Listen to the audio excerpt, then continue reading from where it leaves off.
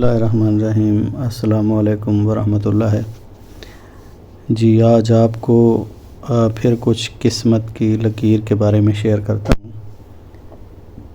پہلے آپ کو بتاتا چلوں، جیسے کہ میں نے پہلے ویڈیوز میں بھی آپ کو بتایا تھا کہ قسمت کی لکیر کے مختلف ماخذ ہوتے ہیں۔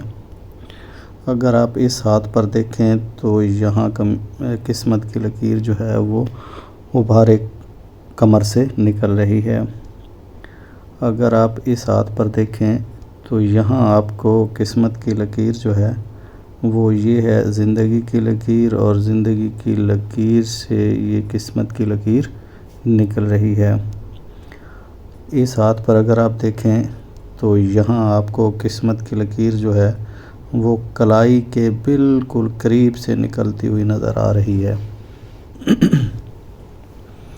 اگر آپ اس ہاتھ پر دیکھیں تو یہاں آپ کو قسمت کی لکیر جو ہے وہ نکل تو کلائی کے قریب سے رہی ہے، لیکن تھوڑے سے وقفے کے ساتھ نکل رہی ہے، یہ دیکھیں۔ اس کے علاوہ اگر آپ کو یہ ہاتھ دیکھیں تو یہاں آپ کو قسمت کی لکیر جو ہے وہ سینٹر سے تقریباً ہتھیلی کے درمیان سے نکلتی نظر آتی ہے۔ آج جس لکیر کے بارے میں آپ سے کچھ شیئر کرنے لگا ہوں وہ ہے ایسی قسمت کی لکیر جو زندگی کی لکیر سے نکلتی ہو۔ یہ دیکھیں، یہ آپ کو زندگی کی لائن نظر آ رہی ہے اور یہاں سے جو ہے وہ قسمت کی لکیر نکل رہی ہے۔ اگر قسمت کی لکیر جو ہے وہ زندگی کی لکیر سے نکلے اور صحیح سالم جو ہے وہ اس ابھار پر، جسے ابھار ذہل کہتے ہیں، پر پہنچ جائے تو یہ عمومی طور پر ایک متوسط گھرانے کو شو کرتی ہے۔ یعنی ایسے فرد کا تعلق جو ہے وہ کسی متوسط گھرانے سے ہوتا ہے۔ ایسے لوگ جن کی قسمت کی لکیر جو ہے وہ زندگی کی لکیر سے نکل رہی ہو، ان کے ابتدائی 25-30 سال جو ہیں وہ کافی مسائل میں گزرتے ہیں۔ ان کو کافی جو ہے وقت لگتا ہے اپنے آپ کو ٹھیک کرنے میں، اور خاندان کے لیے ان لوگوں کو کافی قربانیاں دینی پڑتی ہیں، اور انہیں جو ہے وہ قدم قدم پر کافی مسائل کا سامنا کرنا پڑتا ہے۔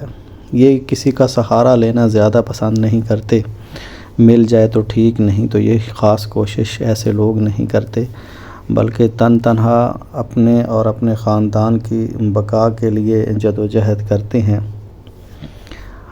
ان لوگوں کے بارے میں اگر یہ کہا جائے کہ یہ جو ہے وہ سیلف میڈ لوگ ہوتے ہیں تو یہ بے جانا ہوگا۔ یہ اپنے آپ کو خود بناتے ہیں، اپنی تقدیر کے خود معمار ہوتے ہیں۔ یوں سمجھ لیں یہ اپنے مقدر کے خود خالق ہوتے ہیں۔ ان لوگوں کو اپنی وراثت پر زیادہ جو ہے وہ امکان نہیں ہوتا ان کو وراثت میں کچھ ملنے کا، بلکہ یہ اپنی زیادہ تر محنت پر توجہ دیتے ہیں، اور ان کی ترقی کا دار و مدار ان کی محنت پر ہی ہوتا ہے۔ یہ لوگ مسلسل محنت کرتے ہیں اور رکاوٹوں کو عبور کرتے چلے جاتے ہیں، اور اپنے پاؤں پر خود کھڑا ہونے کی کوشش کرتے ہیں۔ یہ لوگ اس طرح کے نہیں ہوتے کہ انہیں جو ہے بیٹھے بٹھائے قسمت انہیں چانس فراہم کرے اور یہ آگے بڑھ جائیں، اور نہ ہی یہ ہتھیلی پر سرسوں جمانے والے لوگوں میں سے ہوتے ہیں۔